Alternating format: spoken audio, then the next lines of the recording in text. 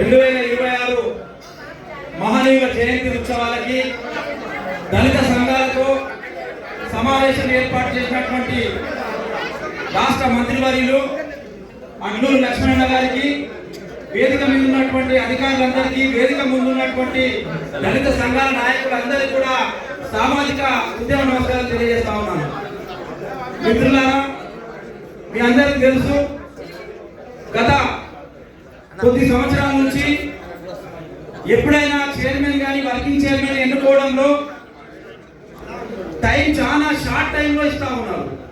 మరి నేను కూడా గత సంవత్సరం 25వ సంవత్సరంలో జయంతి ఉత్సవాల చైర్మన్ గా పనిచేసిన, మరి జడ్జీవనో జయంతి చేయలేకపోయినా ఎలక్షన్ కోడ్ ఉందని రకరకాలుగా ఇబ్బందులు పెట్టినా, నాకు సంఘాలతో ఫైట్ లేకుండే, గవర్నమెంట్ తో ఫైట్ ఉండే. ఎలక్షన్ కోడ్ ఉందని చెప్పి రకరకాలుగా ఆపితే నా మిత్రులు నాతో ఉన్న అంటే కొంతమంది సోదరులు అందరం కలిసి ఎలక్షన్ కమిషన్ కి ఒక లెటర్ రాసినాం.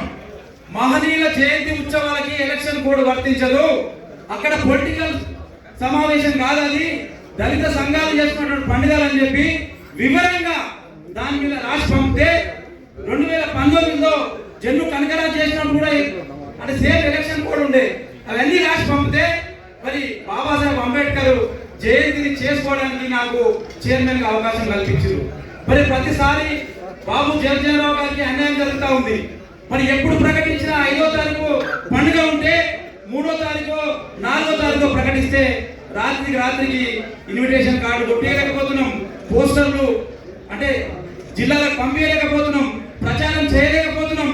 మరి సభ కూడా ఇక్కడ వచ్చిన చాలా మంది నేను చూస్తున్నా, జగజ్జీవనరావు జయంతి రోజు ఇక్కడ కూర్చులో చాలా మంది రారు, ఆ సమావేశానికి కూడా జనాన్ని తీసుకురారు. మేము 5వ తారీఖు జగజ్జీవనరావు జయంతి అయితే మరి 14వ తారీఖు బాబు దీని అంబేద్కర్ జయంతి ఉంటుంది. మరి మనకు సమయము 11 రోజులు సమయం ఉంటుంది కాబట్టి బ్రహ్మాండంగా నిర్వహిస్తాం ఆ కార్యక్రమాన్ని. కానీ జగజ్జీవనరావు జయంతి రోజు వివక్షత చూపించి కొంతమంది ఆ సభకు సమావేశం రారు. దాన్ని నేను తప్పుగా పట్టట్లేదు, కానీ 2 కళ్ళు అంటున్నాం కాబట్టి ఇద్దరి జయంతి ఉత్సవాన్ని బ్రహ్మాండంగా జరపాలని చెప్పి నేను కోరుకుంటా ఉన్నాను. మరి అదేవిధంగా లక్ష్మణ మంత్రి అయిన తర్వాత, కాంగ్రెస్ ప్రభుత్వం వచ్చిన తర్వాత జయంతి ఉత్సవాలని ఇంత బ్రహ్మాండంగా దళిత సంఘాలందరినీ పిలిచి ఇక్కడ ఏర్పాటు చేసి సమావేశం ఏర్పాటు చేసి మాట్లాడుతుందంటే మరి ఆయన సోషల్ వెల్ఫేర్ మినిస్టర్ గా కాకుండా ప్రతి చిన్న కార్యకర్తతో మాట్లాడుతూ ఉన్నాడంటే మనకు అంత మంచి మంత్రి మనకు దొరకాలంటే మన అదృష్టం ఉండాలని చెప్పి సందర్భంగా తెలియజేస్తా ఉన్నాను. అదేవిధంగా బడ్జెట్ విషయానికి వస్తే ఎమ్మెల్యేల జీతాలు పెరుగుతున్నాయి, డీజిల్ రేట్లు పెరుగుతున్నాయి.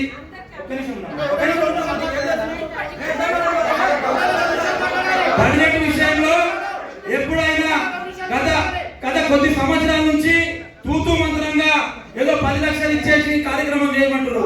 రేట్లు అన్ని పెరుగుతా ఉన్నాయి, మరి రోజు రోజుకు రేట్లు పెరుగుతున్నాయి కాబట్టి దాని మీద కూడా మంత్రి గారు దృష్టి పెట్టి బడ్జెట్ కూడా పెట్టారని చెప్పి సందర్భంగా తెలియజేస్తూ, కొంతమంది మాట్లాడుతున్నారు ఏమనంటే దళిత రత్న అవార్డు ఇష్టం వచ్చినట్టుగా ఇస్తున్నారని చెప్పి.